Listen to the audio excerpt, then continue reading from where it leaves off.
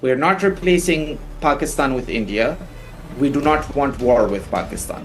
What worries me and saddens me most is not the politics, poisoning of the well, it's the hatred that will eventually take over the people's hearts. Before the Taliban came to power, we had conversations about how people to people contact was so important. And sadly, we're losing that as a collateral to larger politics. None of us is happy with insecurity in Pakistan. None of us cheers for the TTP or what they're doing. We have nothing in common. A problem like the TTP is now there. It is hurting Pakistan. Pakistan has concerns. There is a huge number of Afghan nationals who are involved in suicide attacks in Pakistan, who are involved in target killings in Pakistan. The Taliban regime, their own politics are theirs. I mean, we are not a democratically elected government that the common citizen has too much of a say in how they approach matters. The Taliban are very clear that they do not want to replace Pakistan with India. We have a lot more in common with you than we do with India. Right now, we immediately need to put our heads together and figure out a way in which we stop hurting each other as populations and as states. You can do it on your end, and I'm responsible for doing it. I swear to God, Sumaira, I have turned around to friends and said, do not be racist towards Pakistanis. Do not use the term Pakistan. Do not say Pakistanis have done this. Hello and welcome to Policy Wire. Today in this special episode, we are discussing a lot more important issues regarding Pakistan and Afghanistan, of course.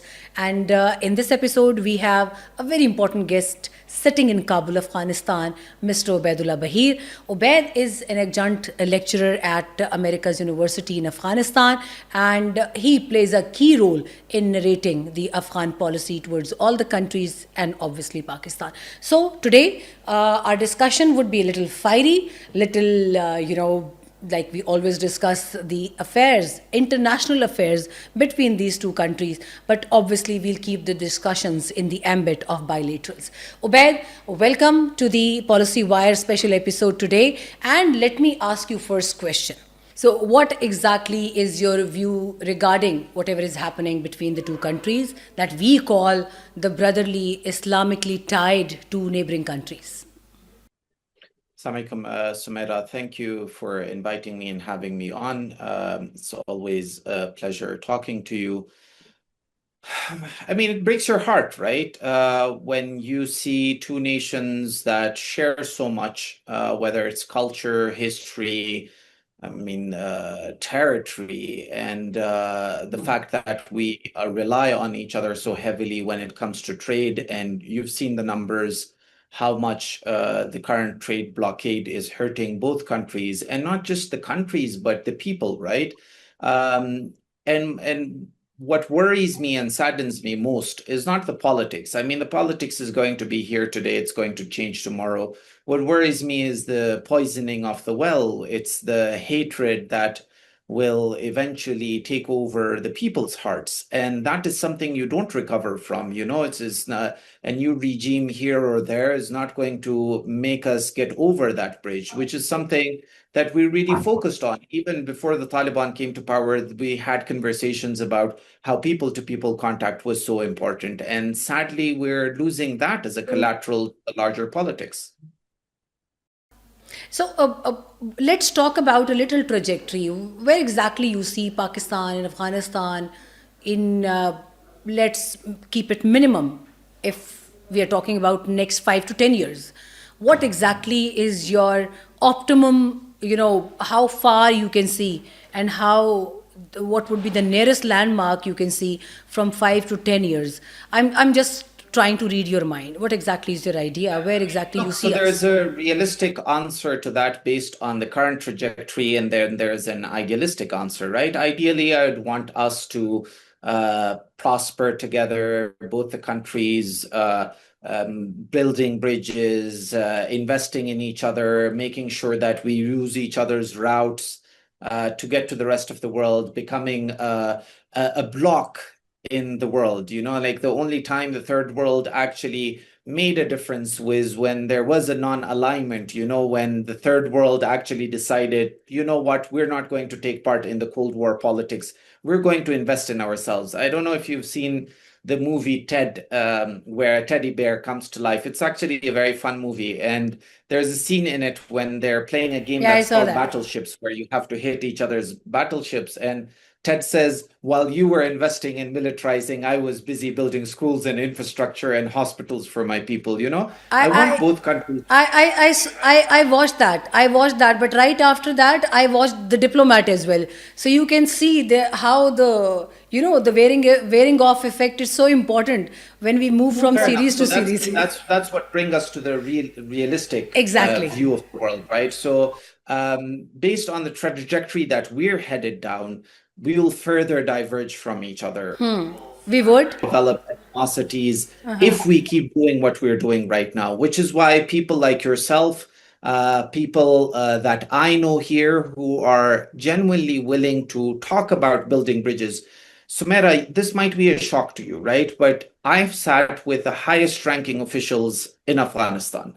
And the conversation across the board is two things. We're not replacing Pakistan with India.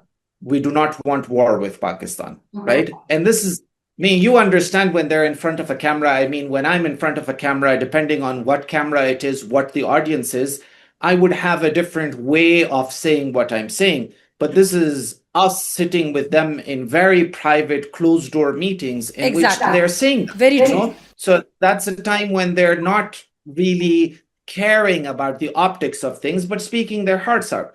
So the idea is there is politics in between that is really suppressing the goodwill voices that are around on both sides, right? And there has to be conversation in saying, okay, if there is a problem, let's talk about the problem. Let's talk about practical solutions that can be implemented.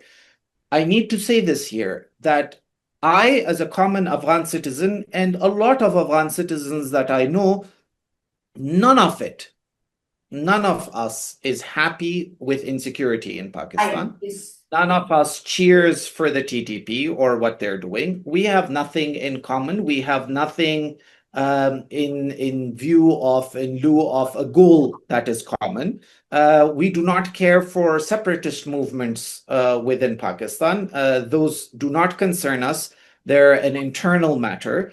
And like I personally have tried in interviews before these conflicts started, and even now, to say that I respect Pakistan's sovereignty to an extent where I will not interfere in its internal matters, right? However, a problem like the TTP is now there. It is hurting Pakistan. Pakistan has concerns, right? So what you are saying right now is that we need a prolonged, a proactive, and multi-purpose sort of strategy towards Afghanistan. This is what you're saying, and that would be, if you can more elaborate it more for me. Okay, so I've written about this as well in detail, and the idea is that this is the mistake that the United States did, right? I mean, my father famously used to say that Bagram was a factory for Mujahideen, right? The more people they put in there, the more Mujahideen came out of there, because the way that you approach these people, dehumanize them, further led the movement to find a rallying call and larger numbers. Now, what does that mean? That means that a very good approach to counterinsurgency is, we call it drying out the well. It means that you have to dry out the water in which the terrorists or the fish swim, which means the more you've bought the population, right? So the idea is that they have a target audience and you're going to battle them on the target audience. You're going to win over the population. You want, when these people come to recruit, you want the people to stand up and not even require your military force and say, no, we're not joining you, right? And that happens through a smarter approach, a long-term approach, because the thing is, this isn't a short-term problem. This isn't a today problem. This is a problem that has existed for almost 2 decades now, right? So a problem that has existed for 2 decades. We can get into the nitty-gritties of like the mistakes done that has caused it, but I guess we both know that there were mistakes committed on all sides. And they're still happening. The fun fact is, this is still happening. So there is another important question, Ubaid. You can respond to it very well. That you talked about counterinsurgency strategy, how it should be formulated, how it should be conducted, executed, etc. And on Pakistan's side, I am seeing one strategy which is counter. You can call it, counter terrorism. We call it CT. But when we see a person from Pakistan and person from Afghanistan, one is in favor of CT, the other is in favor of counterinsurgency. How these two strategy can better collide and collide for better, if I reverse it. So how would you see these two policies? Because thing about coin is the concept of winning hearts and minds, right? And that's a very important strategy that the United States applied too late in Afghanistan. Like by then, they had already alienated the population. There's a famous quotation by an American military official who says, he cusses at the Afghans. He's saying that, oh, we give the Afghans bags, school bags, and the kids go home and at night they throw grenades inside the bags back into our bases, right? So there is a conversation here in which the Afghan Taliban have said that the TTP needs to realize that their fight is not our fight, that what they're doing is not similar to what we were doing for 20 years. Yeah, let me connect my next questions to this. In fact, next question, because then I'll be drifting away from this angle of the discussion today towards youth, because you are representing youth. I would definitely ask you to read minds of youth, both in Pakistan and Afghanistan. Tell me, what are the tensions right now? How do you evaluate the nature of tensions between Pakistan and Afghanistan? Are they're structural, they're institutionalized, they're what, or they're tactical? They're by nature they are tactical, and they are related to some policy matters. They can be reversed somewhere, or once the decision is taken, it would just go lifelong from Afghanistan and Pakistan. What do you say? Look, as an observer, I personally feel that the problem on both sides is the single point of failure, which is the single decision-making authority on both sides. Yeah. And that means that a lot of the brains around the top leadership do not get a say in the ultimate decision that's taken. I have personally pushed the government in Afghanistan to form a commission that is empowered, that takes decisions on this specific Pakistan matter. And I think that commission exists. There is a thinking brain within the Taliban that has been given within Afghanistan that has been given the authority to engage with Pakistan. Now, the problem is there's a huge disconnect in communication, meaning two things have happened that are extremely problematic. One is we've escalated to a point that does not really help either one of us, right? So the escalation, the problem is when you escalate, for example, you cuss at me, I cuss at you. The problem is when we have people following us, we lose face to our followers when we sit down next time, right? So that's the problem of escalation. It takes away the political capital. It increases the cost of engaging with each other, one. Second, we're engaging with each other through mediators. Like, how shameful is it that us two countries have to find mediators to talk to each other? If you remember, a few years ago, the Chinese offered to mediate between the Taliban and Pakistan was extremely offended by that idea. The fact that they were like, okay, we know these guys much longer than you do. Like, who are you to mediate between us? And it's a shame that we've come to a point where we need a third-party mediator to sit down between us and talk, which is why I feel that was a positive approach then by Pakistan. You are appreciating us?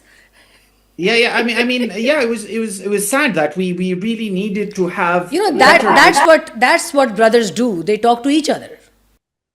Which is why, like, let's say there is a breakdown and the officials aren't talking to each other, sitting face to face, because again, the cost of engagement has gone up. Mm-hmm. That's where people engage in track 1.5s and track 2s. That's when you reach out to people that are close and influential to either side, and they sit down and they try to figure out a way in between. Mm-hmm. But there has to be a tolerance of saying, okay, what we're doing is clearly not working. Yeah. Let's find a way to make it work, which is bringing ideas back and forth, not expecting miracles within a day. Like, TTP is not going to go away within an instance. It's going to take time. This is the same argument that the Americans supposedly say. The Americans say that our failure in Afghanistan was because we did not include the Taliban in the government when we first came to power. Now, the counter argument to that is not really. Exactly. If you were in occupation, if you had included Taliban leaders, there would have been common people that would have stood up and fought against you, right? So there is grievances that need to be addressed. And those grievances, to a certain point, need to be addressed within Pakistan. But then there are refugees within Afghanistan that need to go back. And there has to be a conversation about how do they go back. But then also stopping this hurtful politics towards each other, right? This refugee movement, this expulsion, all of that. If it needs to be done, it needs to be done. But there are better ways of doing it. You know, as a friend of Pakistan, as someone who has spent time in the country, I'm saying do not lose everything that you've done in the past 30, 40 years, right? Because here's what happens. And there's a lot of conversation about, oh, we've done so much good to them. Why are they acting this way? The idea is, Sumaira, it doesn't matter if I'm kind to you for 10 years. Imagine a very intimate relationship with a partner for 10 years, and then it ends with them punching you in the face, right? Does it matter how kind they were to you for 10 years? No, it doesn't, right? So not getting that to that point. You want more people within Afghanistan who have a softer side towards Pakistan. And we want the same in Pakistan. I do not want to be sitting across my friends in Pakistan and them asking me, why are you guys supporting the TTP? You know, and because that breaks down that very human to human interaction that we should have amongst each other. So just a clear review of what we're doing, what can we do differently, and if we cannot sit on official channels, sitting unofficially with each other, talking using track 1.5s. But it's shameful. I remember at some point I was telling an Afghan and we were having a problem, and I was like, listen, what you're doing right now, if this conversation goes out, people will laugh at both of us. Okay, look at these people that can't get along, right? So whether you like it or not, we have the same skin tone, we have the same geography, we have the same history, and we really need to get over this bravado that's leading us straight to hell. But Ubaid, there is a question to that discussion, that discourse, because there is a huge number of Afghan nationals who are involved in suicide attacks in Pakistan, who are involved in target killings in Pakistan, who are involved in illegal border crossing, infiltration in Pakistan. And there is a huge number of Afghans, to my shock and wonder, because there used to be people who are living on both sides of those tribal streams. But now, wherever the investigation takes place, everyone is shocked. In fact, you are well aware of all the global articles as well. The world is talking about the role of Afghans in, whenever we talk about counter-terrorism. Whenever there is a streak of counter-terrorism, they are finding another Afghan nationals from there. So Pakistan is living next to you. And what you just talked about, that there is a love-hatred relationship. Let me put across one question from the youth's mindset to you in Pakistan. Once you are in Pakistan, we'll say welcome to you. I'll try to interview you in person as well here. The youth of Pakistan, they're very well aware. They are asking Pakistani officials that why you are not going for an all-out strategy against Afghans if they hate us so much, after so much kindness that none of the other countries have shown to them, that why you are waiting for another tragedy in the erstwhile Fatah or Balochistan or everywhere. Like, I'm trying to speak in a simple manner. I'm not trying to include those hi-fi military or non-military or diplomatic words. So how do you address the mindset of Pakistani youth? Okay, first thing, obviously it's questionable as to whether the 70% of all attackers being Afghan without access to actual evidence supporting that, you might... These are the discussions that actually take both sides to the highest and extremist levels of discussion. And when we are sitting down with our Afghan colleagues and Afghan friends, we are always trying to maintain that there is one truth, and the truth is so open and in a broad daylight that whenever India and Pakistan are compared, despite all the goods, despite everything, you know why this hatred sentiment is developing in Pakistan against the Afghans. Let me give you this one clarity, that why youth is asking this question, that why we are tolerating Afghanistan, why we are tolerating Afghans. You know, this is the actual debate right now in Pakistan. You know why? Because you said if you keep doing the kindness to someone and then you end up punching their face. Let me tell you one thing. When the whole incumbent regime of Afghan Taliban, who are right now rulers of Afghanistan, they were in Pakistan. They were kept as the families of Pakistan, none less than that. I've seen them. I've interviewed them in Pakistan. So once you are back in your own home, now if you abuse Pakistan being your host, what sort of, sentiment it would generate across the youth bulge of Pakistan? I think this that you is- brought up the yeah. India thing as well. Let's talk about that elephant in the room as well. But so for starters, I mean, the Taliban regime, their own politics are theirs. I mean, we're not a democratically elected government that the common citizen has too much of a say in how they approach matters. I was just clarifying that if, for the sake of argument, the common Pakistani citizen is spiteful because of the hurt that he is facing from an Afghan government politics, the common Afghan says, well, consecutive Pakistani governments have done the same to us for 50 years. That does not cancel each other out. The point that I'm trying to make is that the larger politics ends up poisoning the people's minds and hearts, and that further slows down any progress, any bilateral friendship that we can have. One, on the question of India, and here's the tricky part, and I've said this to Pakistani diplomats here as well. I've said this to Pakistani politicians in Pakistan, and I say, look, thing is, your war with India has its own history, has its own very legitimate causes that either side has their own grievances. With us, we haven't been at war with India.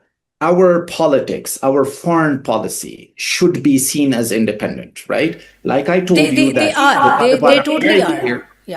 Yeah, the Taliban are very clear that they do not want to replace Pakistan with India. We have a lot more in common with you than we do with India.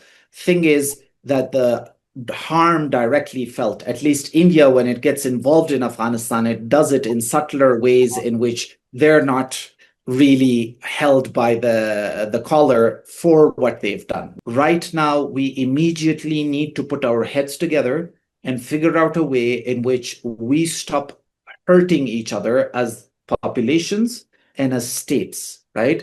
And that means discussing larger problems like the TTP, like trade, like everything else that we have in common, and then also having a conversation of how do we bring people together? Because you can do it on your end, and I'm responsible for doing it. I swear to God, Sumaira, I have turned around to friends and said, do not be racist towards Pakistanis. Do not use the term Pakistan. Do not say Pakistanis have done this. That's the root cause. That's the root cause, actually. And we both need to and the problem is that when it's an organized campaign from Afghanistan's side, I have spoken up behind closed doors, outside, I remember. on social media here. And on the other side, I want more Pakistanis to step up and say, do not have organized campaigns that further popularize terms like haram khor, like this. Let me tell you one thing very personally. Because I am a Pakistani, a proud Pakistani. But you can very well remember that how we used to move in Afghanistan. With all dignity, with all grace, without carrying any agenda. When the Taliban took control of Kabul, I reported from Kabul, the streets of Kabul with zero crime rate and full influence in the enforcement of law and order in the city and the other provinces as well. Because what was seen, that was being reported. There was no fuel to the fire to any of the group. But I'll draw your attention towards a few incidents in the past, a very recent past. The interim foreign minister Amir Muttaqi's visit to Delhi, his statements there, the statements were really harsh regarding Pakistan.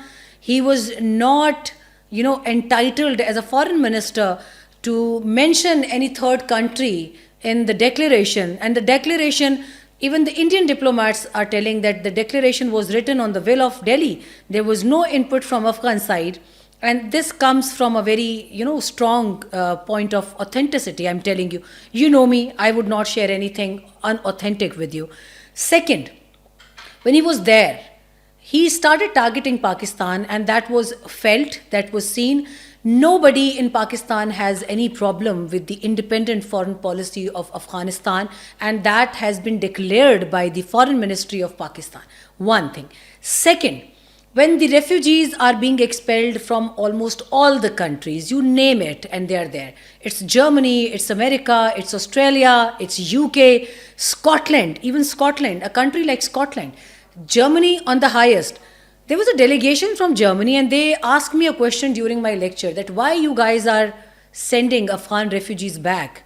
Then I shared some classified data with him, and then I asked him a question, why you are sending them back in thousands? You are actually deporting them without any reason. He said, no, the crime rate is high, they are involved in this and this and this. I said, okay, stop it. But then you should not lecture any other country. Everyone has got their reasons. Iran, for example.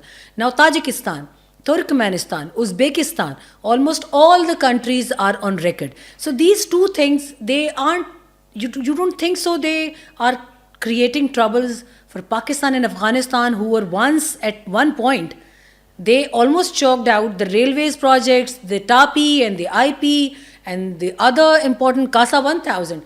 Our ways are going through Afghanistan.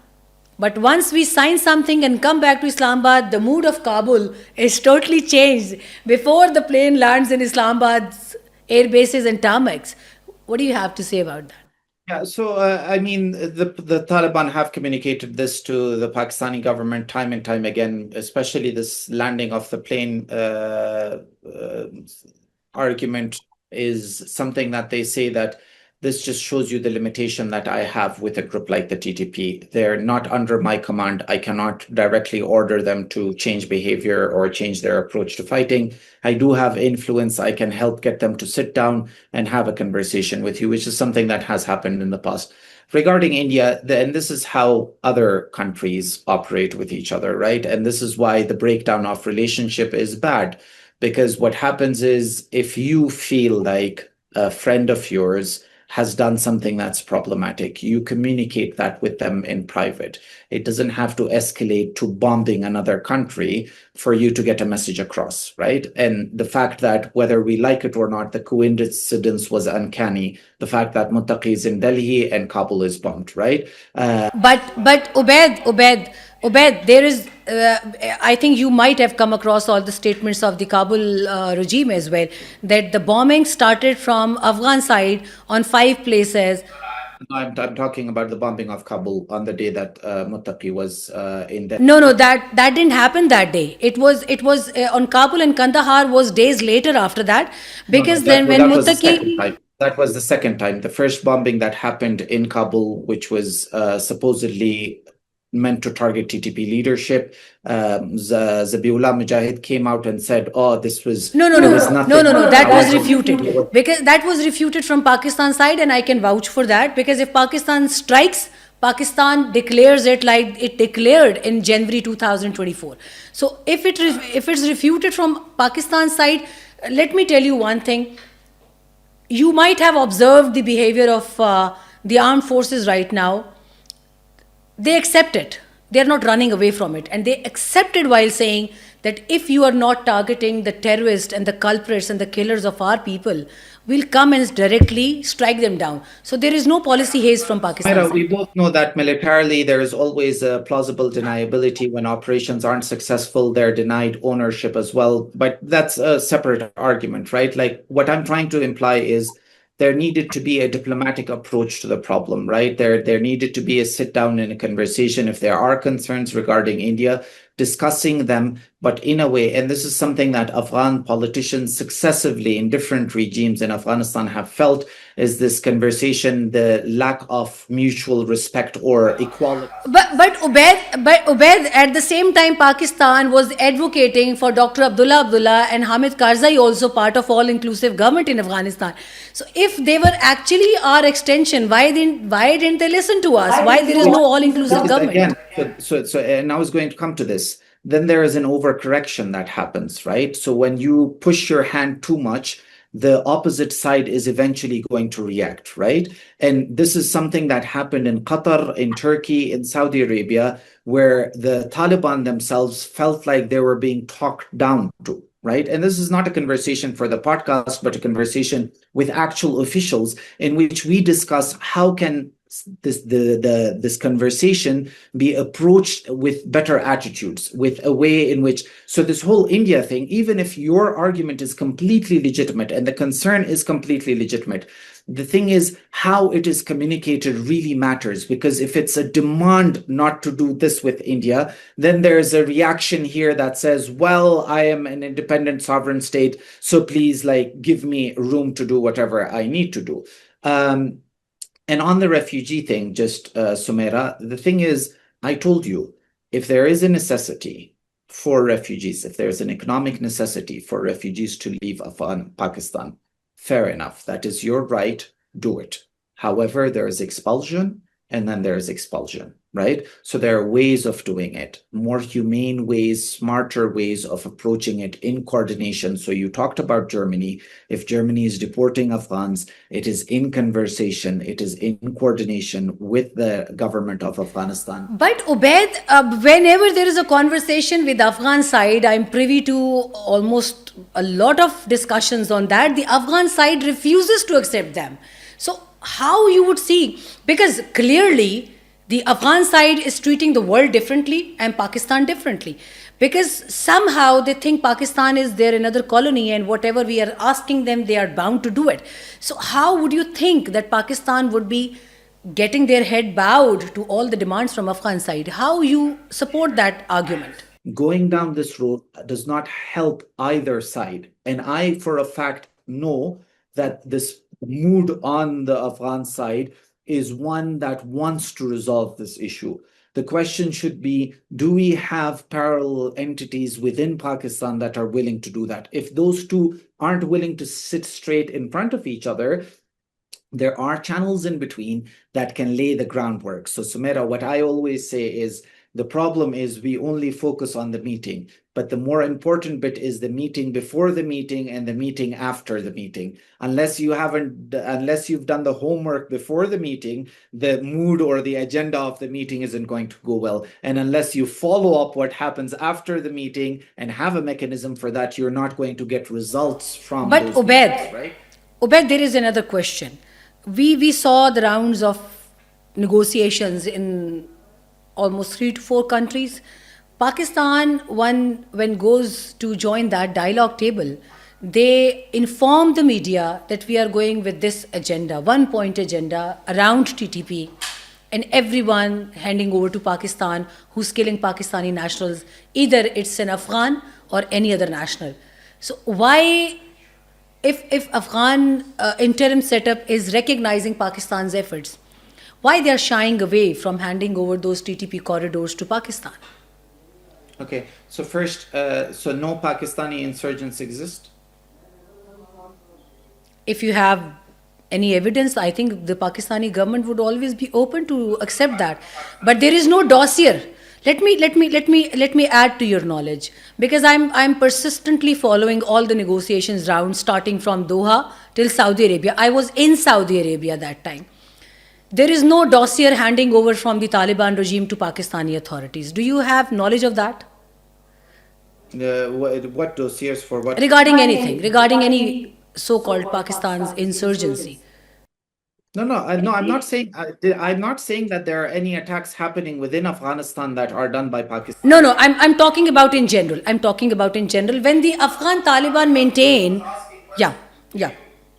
Here's what I'm saying. Yeah, please go ahead. You shouldn't deal in absolutes, right? The TTP problem is a real problem, right? There are Pakistanis that are joining the TTP and fighting. It's not an Afghan movement, right? For starters. Yeah, but they are being dealt in Pakistan. They are being dealt in Pakistan. They might have Afghan recruits that have been identified in attacks, right? Let's take that to be the underlying agreement. Now, the conversation then has to be when we sit down with each other, Exactly. instead of, and here's the problem, right? Here's the problem of coming up with realistic demands and putting that on the table. So the Taliban cannot and would not, like we discussed earlier, take direct action against the TTP. That's the current status quo, right? Because they're saying my limitation is I'm not going to make an enemy out of someone that has been with me for all this time. Now, if that's not working, instead of hyper focusing on that and making that your sole demand and getting nowhere, let's break that down. Let's break that down into tangible steps that can get us somewhere, right? And at the core of it, there has to be a conversation of how Pakistan is going to deal with the TTP, right? So unless there is a plan that is a sensible plan of how to deal with the TTP, only then can we collectively solve it. For example, Samira, if you come to me and you have a big problem and you don't know how you're going to solve it, and you're now expecting me to help, how do I help when you don't have a long-term plan, right? Is the plan to just bomb TTP into oblivion? Because you cannot. If they're embedded within local populations, how many drone strikes are you Yeah, going to do? this is why the Afghan regime is being contacted time and again, that identify them and hand them over to us.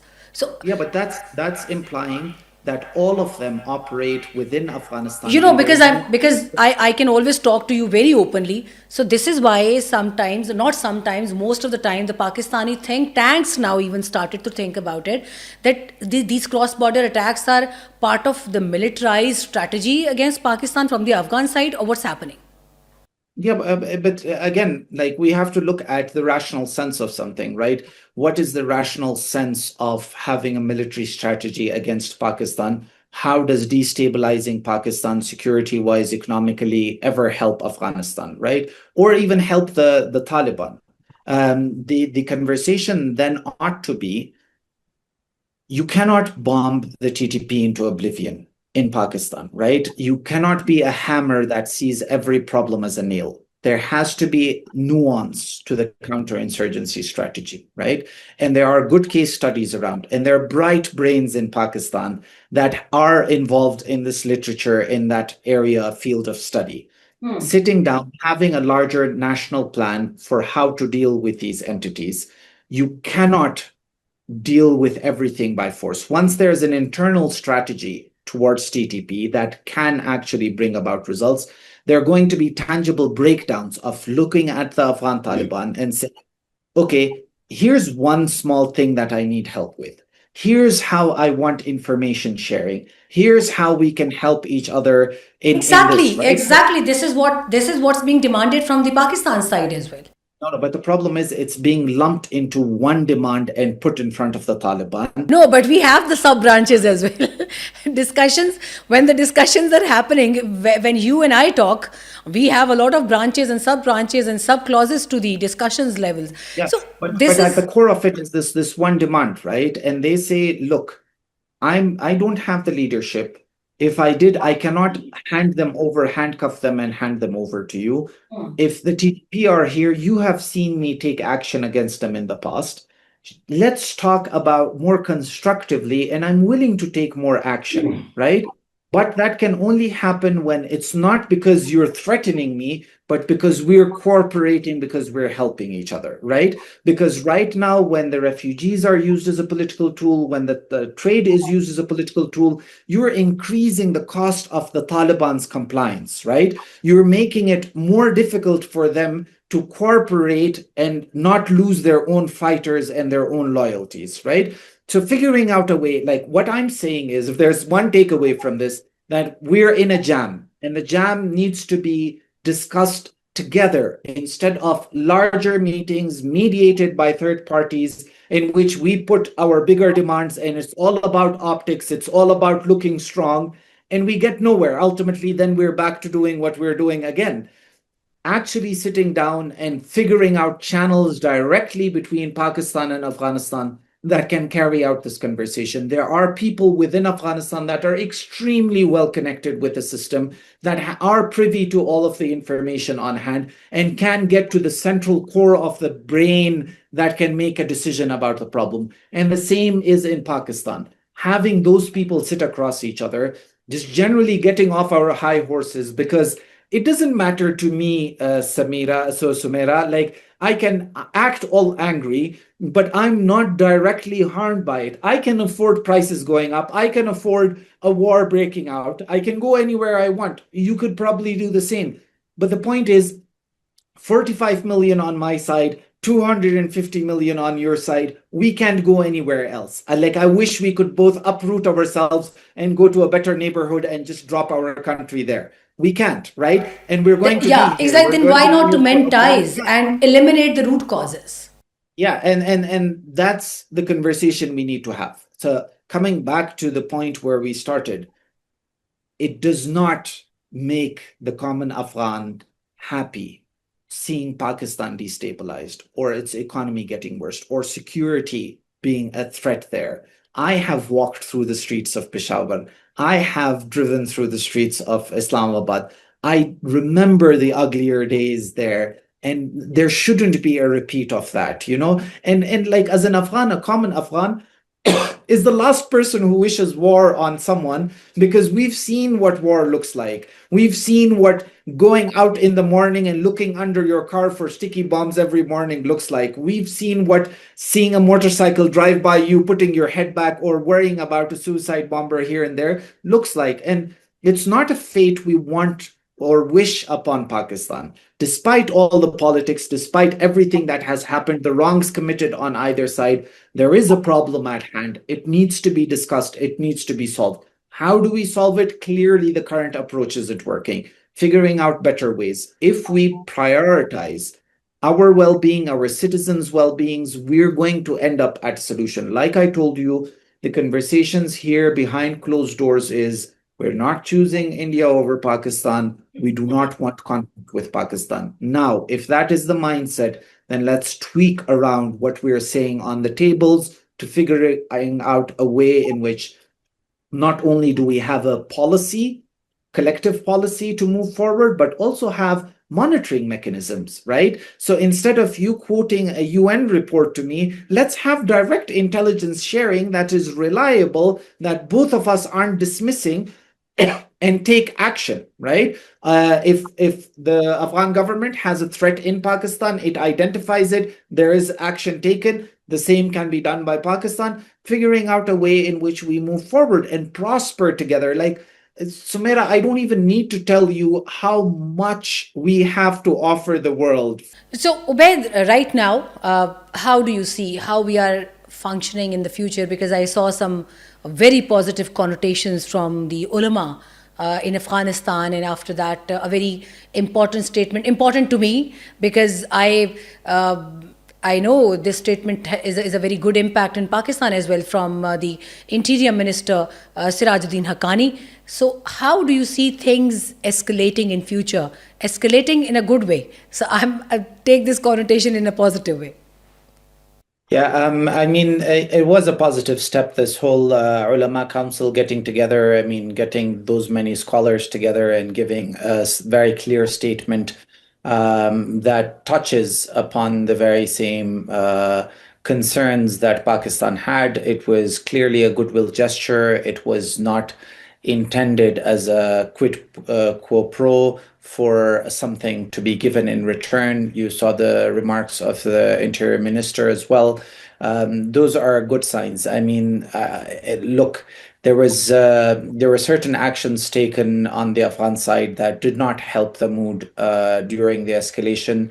I know personally that people like myself raised the concern, and we realized that the officials were already taking action against it, and they'd condemned it. And the same needs to keep happening from Pakistan as well, where very often instigatory remarks don't really get us anywhere. Ultimately, it just ruins the mood for a conversation that could build on both sides. So just being mindful of that, which is why, like, even at regime levels, at government levels, controlling the state produced narratives on both sides is very important to make sure that it is not further aggravating the situation and actually trying to. I mean, this conversation between us, Sumaira, I mean, I probably would not have had this conversation a month ago, right? But it's that the tensions have sort of warded off a little. It's time for us to say, okay, whatever happened, happened. Let's sit down. Let's have a constructive conversation. And like I said, there seems to be signaling from this side. Let's hope that we can figure out a way in which officials from both sides can actually sit down. If it's so much a concern as to where it would happen, because partially the need for a third party mediator or a third territory to host the talks was because sentiments were so high that both of us couldn't be in each other's countries. Maybe laying down the groundwork, unofficial channels being put to work until we can reach a point where even if I mean, if we have to, let's just toss a coin and say, okay, the first meeting is going to happen. In cricket, I don't know if you remember, we used to flip a bat and whichever side lands gets the first go. So one side hosts the first session, the other side hosts the second session. Let's have direct conversations eventually between us, because if there is a problem, barring the context, the history, I mean, beyond you blaming me and me blaming you and saying, well, you started this, you did this. I mean, just figuring out, okay, there is a mutual concern and it needs to be solved. Let's figure out a way in which both of us can realistically solve it, right? And basically not losing the populations on both sides. We really need each other.